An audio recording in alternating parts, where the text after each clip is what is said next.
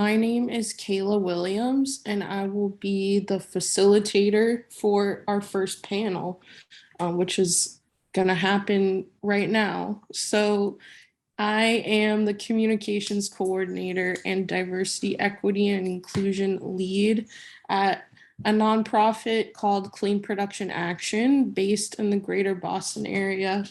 CPA's mission is to design and deliver safer solutions to toxic chemicals in the marketplace.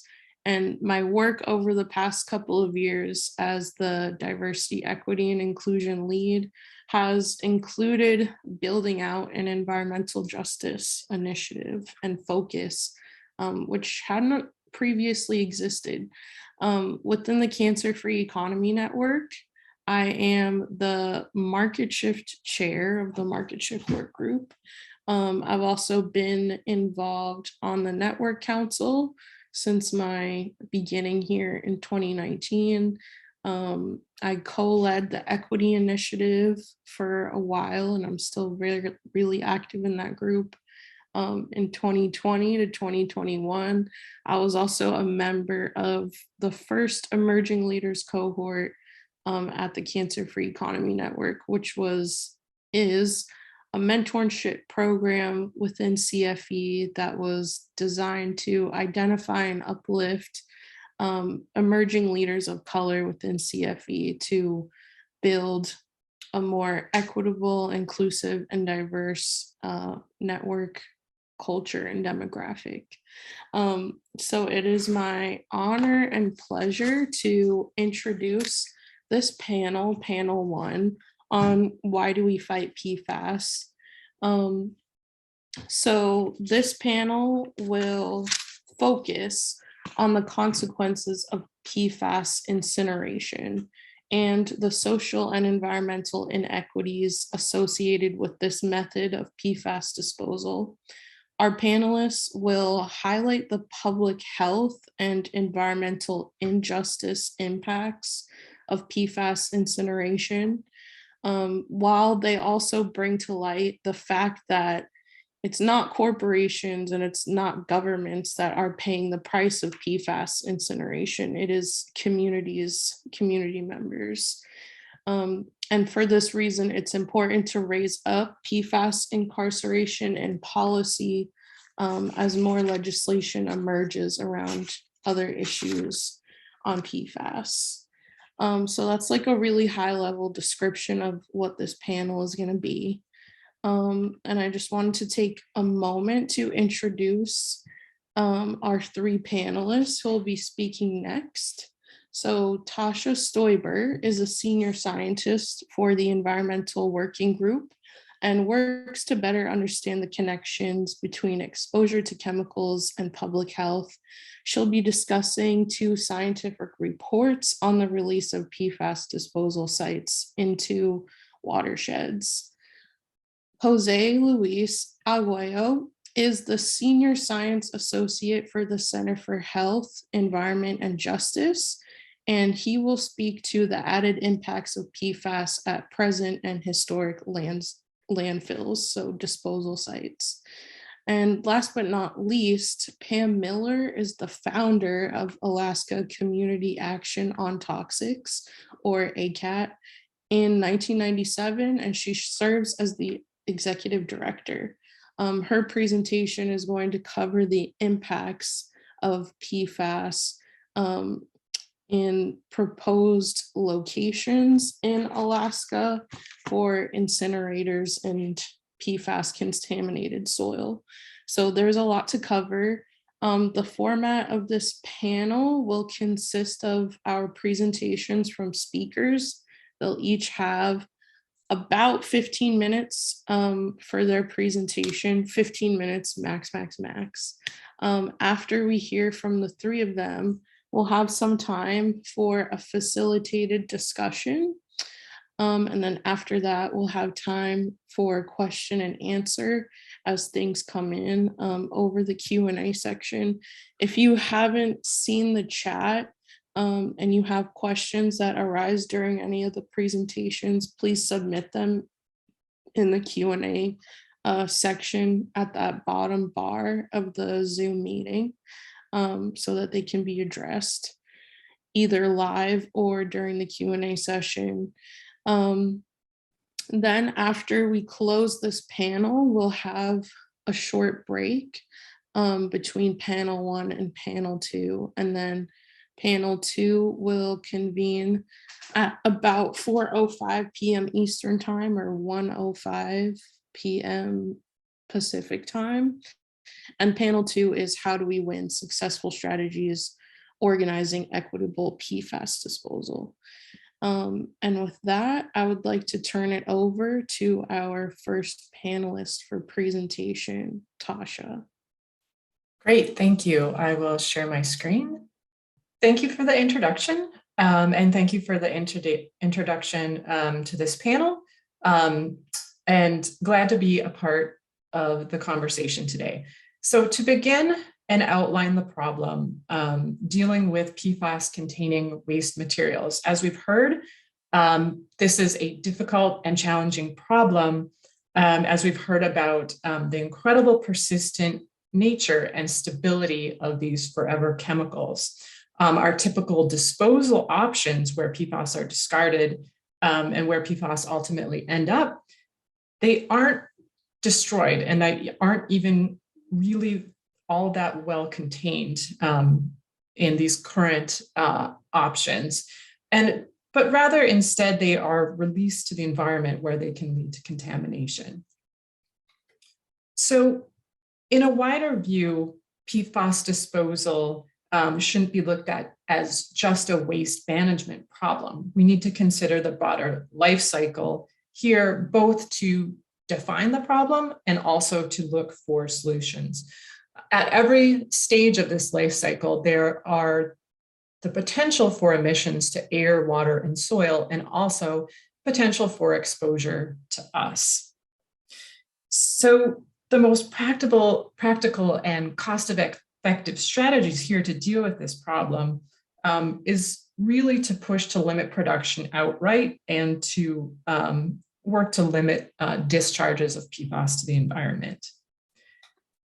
So to outline this talk, I will start out talking about some of the work that we've done to map the extent of the contamination of PFAS in the US. And for the second part, I'll share an overview of a science review that was published in Chemosphere on the different disposal options, landfills, wastewater treatment and incineration, and how those aren't all that effective and actually just lead to this perpetuation of PFAS contamination in this cycle. So EWG has put a number of years into work into documenting the extent of PFAS contamination, especially contamination of drinking water. And this interactive map shows locations of known contamination. And these are sites known to be contaminated that are military sites, industrial sites, and we're also including here state data that has been collected that shows known contamination of drinking water sources. And the more monitoring and testing that is done, the more that we are finding PFAS contamination and the extent is continuing to grow. We have also conducted our own drinking water testing, and absent currently any national required testing of drinking water. This was a sampling campaign that was conducted in 2019. All of these sites, or most of these sites, were newly detected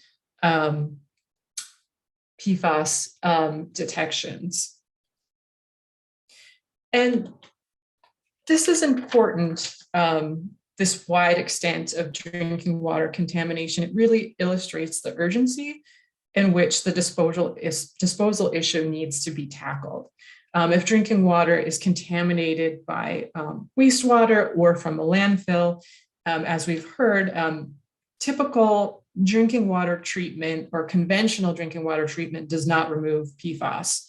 expensive granular activated carbon or reverse osmosis systems must be installed.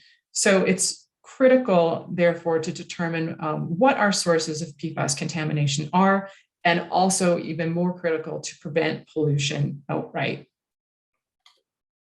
So another project that we have undertaken has also identified and mapped suspected sources of PFAS contamination.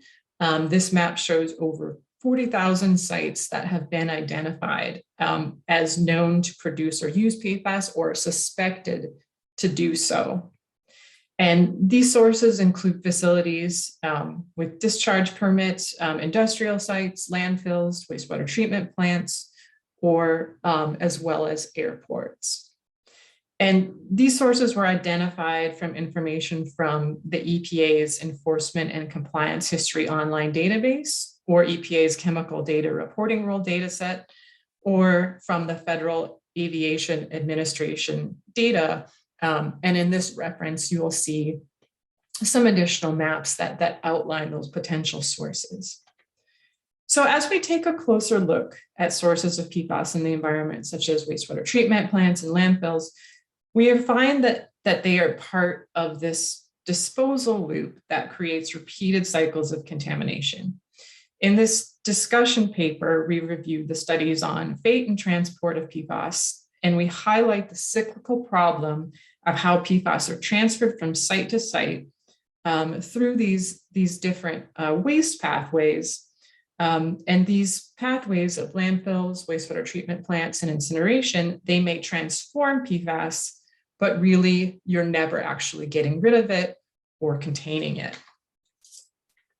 So for landfill disposal, municipal waste landfills receive a complex mixture of post-consumer PFAS waste. And this can include, as we've heard about all of the different products that might contain PFAS, this can include food packaging, textiles, carpets, but when landfills also receive other additional types of waste, such as wastewater sludge, spent drinking water, treatment media, incineration ash, or construction materials. And so the presence of PFAS in landfill leachate, and this is the water that drains, or the moisture that drains through a landfill, this has been well documented in studies in the US and in other countries. And the levels are going to depend on that composition of the waste, the age of the landfill. And it's been measured in various ranges and up to about 66 parts per billion. And it's also been observed that leachate in younger landfills have higher levels of shorter chain PFAS. And this really follows the trend of use of PFAS in commerce. So although landfills are now required to have liners and there's leachate collection systems, we still are concerned about groundwater contamination, especially from legacy older landfills. And this has occurred and has been measured. And some states in their sampling programs have been more proactive about characterizing this problem, including Michigan, Minnesota, and Vermont have some data on this. And this really, landfills are really part of this cyclical problem, as landfill leachate can be sometimes sent to wastewater treatment plants. And as we've heard, this transfer of PFAS to the wastewater treatment plant, it doesn't destroy the PFAS, but you're just sending it elsewhere. So for wastewater effluent, it's also been well documented that effluent contains PFAS. Wastewater treatment plants receive liquid waste, and this is the domestic municipal wastewater that we flush that heads there. It can also include waste from industrial sources, and of course, the landfill leachate that I mentioned. So conventional wastewater treatment doesn't fully remove the PFAS from the final effluent. So every wastewater treatment plant location can be this potential continuous low level release of PFAS to surface waters. And studies have shown that drinking water contamination is more likely based on the number of wastewater treatment plants that are located nearby. So wastewater treatment it's unable to break those really strong carbon fluorine bonds, but it can transform these PFAS precursors into those stable end products as a result. And so the PFAS aren't destroyed, but they partition into the sludge from the wastewater treatment plant. And this process of partitioning increases with chain link. So you have sludge that is dominated mostly by long chain PFAS, and up to about half of PFOS that is in influent can partition into this sludge. And sludge can, its ultimate destination can be a number of places, including a landfill, the incinerator, and I think probably most people listening are familiar with land application or biosolids being spread on agricultural land and are aware of the issue there. And so this land application of biosolids can, of course, then contaminate food, either plants or animals. And plants, especially leafy greens, are susceptible to accumulating PFAS, especially the short chain PFAS. So there's no national testing required for biosolids, but a few states do require it. Massachusetts, New Hampshire, I believe, and recently Maine has banned application of biosolids due to all of the issues and problems that have happened there, including contamination of animals and milk. And of course, incineration of PFAS is also an issue that we're quite concerned about. This is already happening despite a lack of data. There's direct incineration of PFAS that we know about from AFFF firefighting foam, and also indirect incineration of PFAS in the form of either municipal solid waste or sewage sludge that's already happening. The US military has burned millions of pounds of AFFF waste, although this has been temporarily paused. And this incineration has happened despite the EPA admitting in their guidance documents that it's not really very well understood really how effective this is or what the impacts of incineration might be. Studies haven't fully addressed the full scope of incomplete combustion byproducts that may be formed. And a recent report by scientists in South Carolina have showed that most of the compounds that are formed might actually be missed by our typical measurements of known compounds. So more studies really are needed to assess the conditions that destroy PFAS. And in further panels, there will be more discussions about communities that are facing the impacts from this incineration. So in terms of what should be done, these ideas will be expanded in later talks and panel discussions, including the need to protect fence line communities as they have a disproportionate number of waste facilities and incinerators in their communities, and also talking about solutions such as limiting outright these industrial discharges and treating landfill leachate directly on site versus sending it off to be cycled around in the environment. And also calling attention to the need for much more monitoring that needs to be done to describe this problem, and much more research that needs to be done in terms of characterizing the conditions that are needed for incineration and halting that practice currently until that can be done. And also much more research is needed on advanced remediation technologies that actually destroy PFAS instead of just cycling it through the environment. And this is my last slide. Thank you. Thank you, Tasha. Now I want to turn it over to Jose.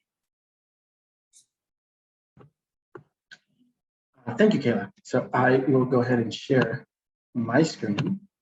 All right, again, so thank you, everybody. And thank you, Linda and Tasha, for being able to provide those, the overview and kind of the specifics about the problem that we're here to discuss. As Kayla mentioned, my name is Jose Aguayo, and I'm the Senior Science Associate for the Center for Health, Environment, and Justice. And I will make this presentation rather short because I want to emphasize one point, and that is that landfills are not at all adequate disposal methods for PFAS. And I will go and I will try to make it clear as to why that is. I can see that both Linda and Tasha before me have touched upon the topic of PFAS disposal in landfills, and why that is a very, very bad idea. But for that, we'll need to know a few basics, some of them which have been touched upon and some that have not yet, but basics on landfills and on PFAS. So what is a landfill? It's essentially a facility where waste is thrown and burned. There are many different kinds, some that are handled by individual states, some that are handled by the federal government. Really, it depends on what waste that landfill is cleared to accept. But essentially, again, they are locations where waste is buried underground. And this is very important. They're often cited near poor and minority neighborhoods, especially where public influence and the ability of the residents to organize is not very strong. So opposition to a landfill would be almost non-existent. Now, often they're also the source of serious air, groundwater, or even drinking water contamination because of some factors that we will go over further in later on in this presentation. And as I mentioned, there are different types. They're mainly categorized into three different types: municipal, industrial, and hazardous waste landfills. But ultimately, for our intents and purposes, they are the same. And that is because they all have basically the same design. This is a 4-layer design that usually consists of a bottom liner that can be made of different materials, usually geolatex material or a clay material, or sometimes a hybrid of the two. That's used to hold in, almost creating an inverse dome that's holding the waste. Above that, we have usually a drainage system, a leachate collection system that collects any water or any liquid, for that matter, that may be found inside the waste. There's also a gas collection system, and then there's also the waste itself. This is a very kind of basic design. Some landfills, such as hazardous waste landfills, have redundant systems, maybe 2 liner systems or multiple drainage or leachate collection systems. But again, the basic design remains the same, and it has not changed for decades. So we'll see how this becomes a problem. And some basics on PFAS as well in the environment, although most of this has already been covered, right? We know that PFAS are water soluble. They dissolve and travel very well in water and other liquids, including oils, which is a little counterintuitive, but they're both water-loving and dissolve in oils as well. And some of them have the ability to volatilize into the air. As Linda had pointed out before, we have found them as far as the Arctic ice. And so they are very adept at traveling through the environment. And they accumulate, right? Because of their resistance to chemical, biological, and other physical forms of degradation. So they remain in the environment despite natural systems that would degrade other types of chemicals. Now, having gone through these basics, this is this is the point that, again, I want to cut across, which is that in landfills, PFAS become a very serious problem, especially, specifically, I should say, for the surrounding community. Now, these are some problems specifically with all landfills, as I alluded to before, right? First, we know all landfills leak. Sorry about that, that's my dog. But anyways, as I was saying, all landfills leak. In addition to that, all landfills are very poorly regulated, whether it's by the federal government or the state government. All of them have problems with regulation. All landfills are also built to fail. You could say that, in that their design hasn't changed in decades, and it is not conducive to containing the material that's inside. Now, go back to the point that all landfills leak. This, as it was termed before, is what is termed leachate, a mixture of water and chemicals and other waste that kind of is washed through the waste that is held inside a landfill, and usually ends up at the bottom of the landfill and gets accumulated, I should say. Now, there are systems to collect this leachate, but they're not adequate enough to collect all the leachate, especially in locations where heavy rains are prevalent, or in locations, in landfills, I should say, that have been operating for several years, given the fact that a lot of them are missing, are not kept well because of lack of funding, because of lack of manpower. And so all landfills leak. And that means if we have PFAS in those, those chemicals will leak as well. Now, as I mentioned, all landfills are poorly regulated. There's lack of funding, and especially important is that there are poorly established financial incentives for regulations to be followed in landfills. Things like, for example, private landfills who make their money pretty much by the pound of material that is housed in that landfill. So it is in their best interest to receive more material, because that way they make more money, right? And so that particular set of incentives makes it so oftentimes the materials that are sent to a landfill, a municipal landfill, for example, that should house your everyday family waste, right? Things that like your regular waste, right? End up receiving hazardous materials that should go directly to a hazardous waste landfill or a construction landfill. And the fact that these incentives, these monetary incentives in landfills, especially those that are privately owned, make it so that these materials find their way into municipal landfills. And even if in the future there would be some sort of regulation on where PFAS or their whether they're short chain, long chain PFAS are being disposed of, if they're only qualified as hazardous waste, for example, as there is that kind of regulation in place right now, inevitably they would find their way into municipal landfills as well. And so all landfills are also built to fail, as I mentioned, that their design is inherently flawed.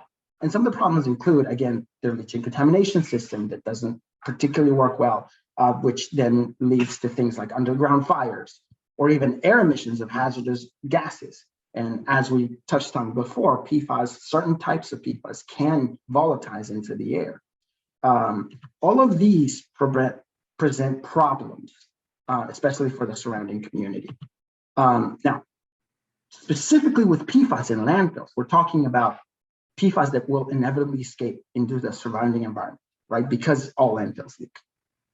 What does this mean? It means that potentially the health of the surrounding community becomes affected, becomes put at risk. And as we mentioned before, these landfills are usually sited in poor neighborhoods, minority neighborhoods, so that are already overburdened by other types of contamination, right? So that's an added burden that is being placed on these communities. Since all landfills are poorly regulated. For example, as I mentioned, as I was talking before, right? If PFAS are only allowed to go into hazardous waste landfills, for example, they will inevitably find their way into municipal landfills as well. And landfills will turn into PFAS sinks. If allowed to receive PFAS, they will turn into sinks that continuously expand. And as they accumulate more PFAS, right? And again, those minority communities who are living in the outskirts of these municipal landfills will end up paying the price. So this leads to my conclusion that PFAS simply cannot be disposed of in landfills. And as my colleagues mentioned earlier, right, we have other ways, we are exploring other ways, I should say, of disposing of these particular family of chemicals. And that leads me to some of the potential solutions that could come, which are there needs to be a continuous research onto other methods of disposal. And investment into treatment technologies as well, right? As we have seen that some of them treat long chain PFAS, but struggle with the short chain ones, right? There needs to be a continuous investment in these as well to find one that can tackle all of them. And specifically, we need to right now actively prevent the accumulation of these chemicals in landfills. Because of the overburdened communities that live around these landfills. And with that, I will put it back to Kayla. I think we're taking questions at the end, if I'm not mistaken. So I will wait till then to see if there are any questions. Yes, we will have a Q&A discussion after Pam's presentation. Pam is our last panelist and presenter. So I'm turning it over to you, Pam. Well, good morning, good afternoon, everyone. It's so wonderful to be with all of you, and I want to thank the organizers and the sponsors of this incredible symposium. And it's certainly an honor to be a part of this panel with Linda, Tasha, and Jose. So very pleased to be with all of you today. I'm going to give a perspective from Alaska, and I will need to provide some context about both military contamination and contamination of the North and the Arctic with persistent pollutants that include PFAS. We're an environmental health and justice organization. Our offices are located on the ancestral and unceded lands of the Dena'ina peoples. Next slide, please. This is just a little bit about who we are. We're an environmental health and justice research and advocacy organization. We conduct community-based participatory research. We do a lot of outreach and education, community organizing and advocacy. And ultimately, we work to change the system, changing laws and policies from the local to international levels, because we found that working at a local level is very important, and fighting developments that are harmful to local communities is absolutely critical, but many of these chemicals don't respect political boundaries. So we've had to work at an international level to address the chemical contamination of the North. Next slide, please. And this is just a little bit more about the context in which we work. We've identified over 2,000 contaminated sites in Alaska, and this is not the vision of Alaska that many people have, unfortunately, but Alaska has been a site of great strategic importance to the US military, who has used it for chemical, biological, and nuclear warfare testing since World War II and into the Cold War, and now into present times. We have several Superfund military sites, Fairbanks and Anchorage, and also along the Aleutian chain. And at Barrow, also known as Utqiagvik, the northernmost community in North America. Next slide, please.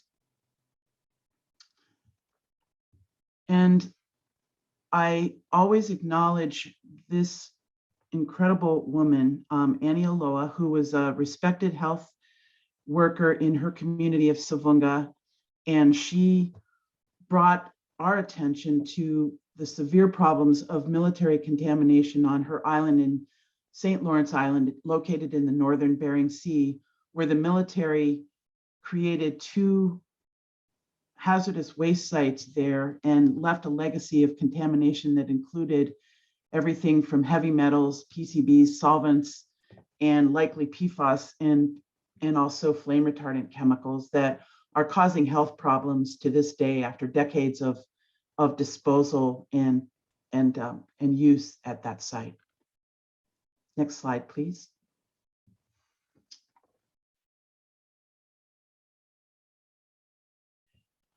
The Arctic at the north is a hemispheric sink for persistent industrial chemicals as well as plastics. And these include PFAS that are now ubiquitous among the traditional foods, the wildlife and fish that serve as traditional foods for the indigenous communities of the north. We have 229 federally recognized tribes in Alaska, many of them very closely dependent on the land and water for their traditional foods, which include everything from medicinal plants, berries and greens, to fish and marine mammals. And fish and marine mammals in particular tend to concentrate these persistent pollutants, including PFAS, that are extremely bioaccumulative. So there are disproportionate exposures to these toxic chemicals. We know that children are at highest risk. And we spend a lot of time working with indigenous communities around Alaska, and we hear a great deal of concern among the elders about intergenerational harm that they attribute to exposures to toxic chemicals, including neurodevelopmental harm, high rates of cancer, endocrine disorders, and immune system effects. So Arctic indigenous peoples who do rely on a traditional diet, and that really is all of the communities here in Alaska, are especially vulnerable and have among the highest levels of these persistent chemicals of any population on Earth. This problem is being exacerbated by climate warming. The North and the Arctic are warming at a rate 3 times as fast as the rest of the world. And as the sea ice melts, as the glaciers and permafrost are melting, these ice stores are releasing sequestered chemicals and microplastics into the environment and the food web, very much in close proximity to communities and places that are traditional places for fishing and hunting for communities along the coast, but also along the rivers and streams and wetlands in interior Alaska. Next slide, please.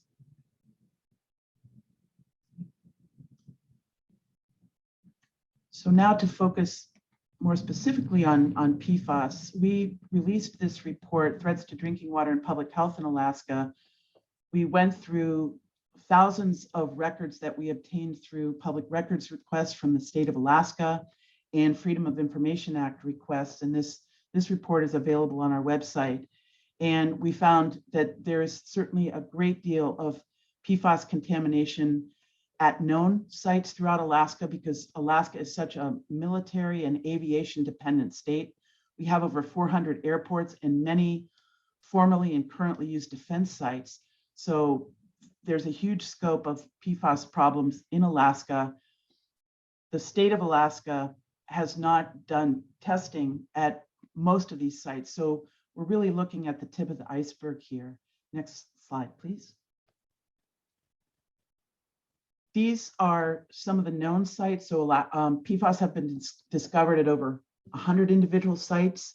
These are mostly due to the dispersive use of firefighting foams in nearly 30 locations. And again, please remember that most places around Alaska have not been tested. The state is way behind in their responsibility to conduct testing of our surface and groundwaters, as well as fish and marine mammals that serve as traditional foods.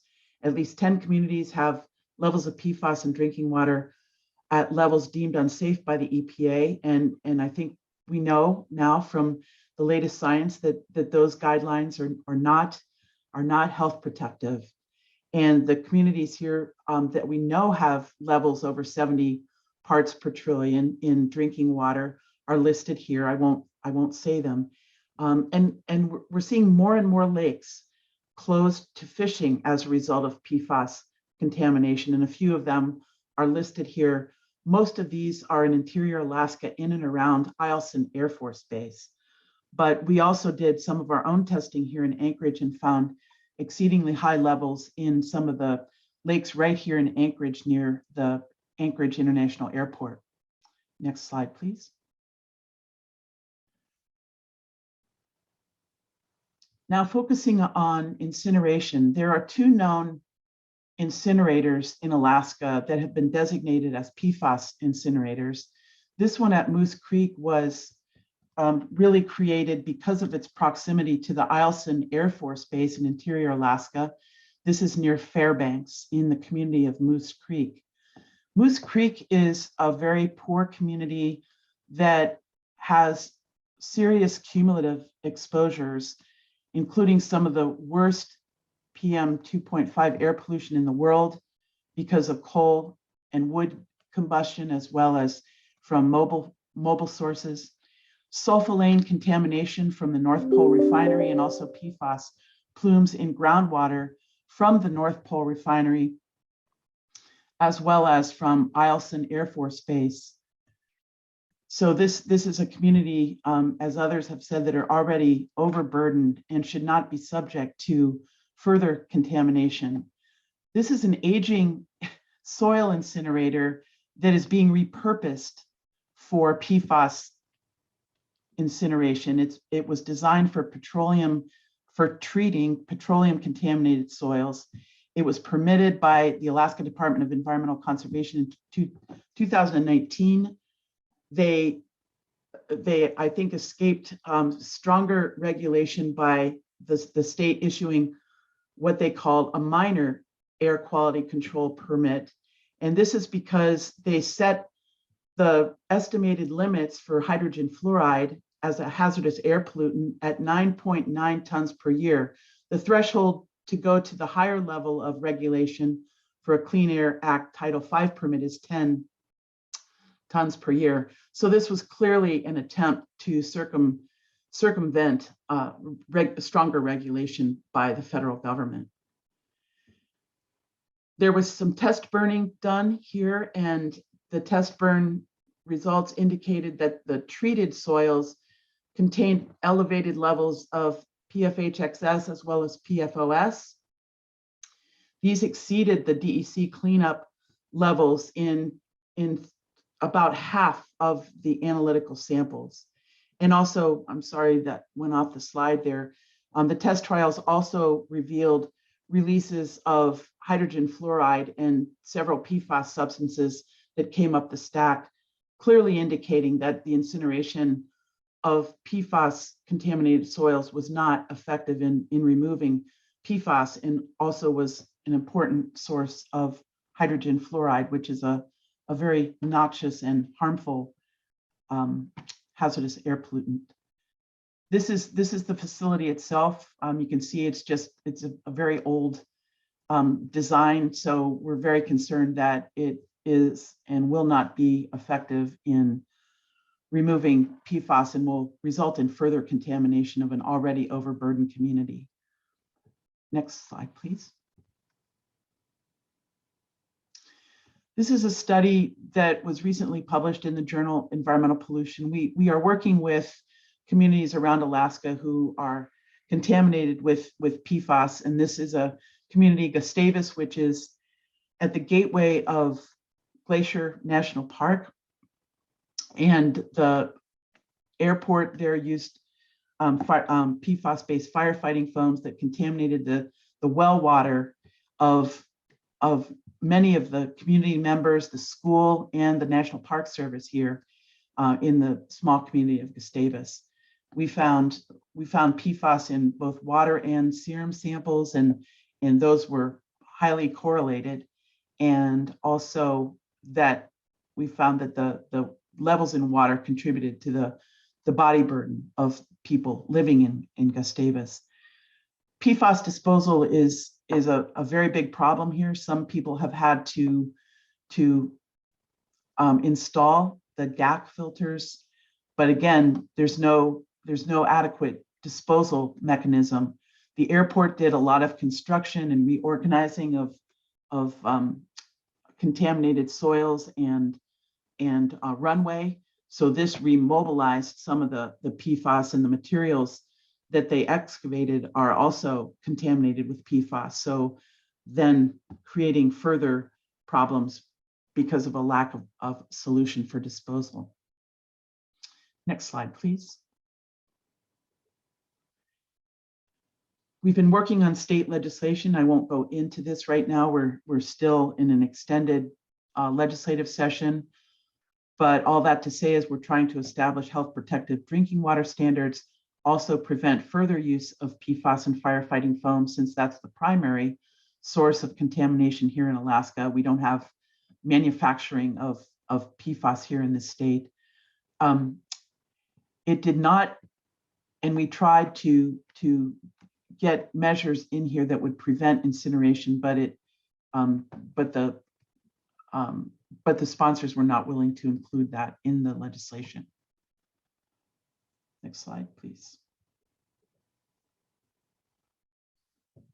I mentioned we're working at the international level. The Stockholm Convention on Persistent Pollutants is the only global legally binding treaty that is aimed toward eliminating the world's most dangerous chemicals. And because of our place here in the Arctic, we can't afford not to work internationally, because we have to eliminate the sources of PFAS and other persistent chemicals that are arriving in our region. And this convention recognizes the particular vulnerability of Arctic ecosystems and indigenous peoples because of that global distillation process that I described earlier, where wind and ocean currents carry these persistent chemicals that bioaccumulate in the bodies of fish, wildlife, and people of the Arctic. Next slide, please. These are some of the measures that the Stockholm Convention has taken to globally eliminate PFOS in 2009. There are still some loopholes that we're working to close. PFOA was instituted for a global ban in 2019 with some time-limited exemptions, but with a warning about PFAS as a class, especially with regard to PFAS-based firefighting foams, and recommending the transition to PFAS-free firefighting foams. PFHXS is nominated by Norway. We have an upcoming conference of the parties. Now in June, we anticipate a global ban on PFHXS very shortly. And then long-chain perfluorocarboxylic acids were nominated by Canada, and that is under evaluation right now by the expert committee of the Stockholm Convention. But we really need these global bans on chemicals, and we need a class-based approach. And each of these listings includes related substances. So I think it's a good move, and we need a lot more class-based action. Thank you. Next slide, please. I think I have.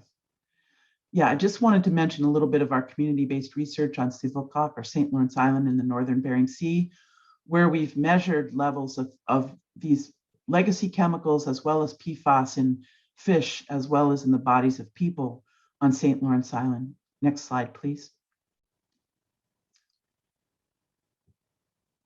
We found exceptionally high levels of PFAS, and we think that there's a local source. There's an airport just adjacent to this lake.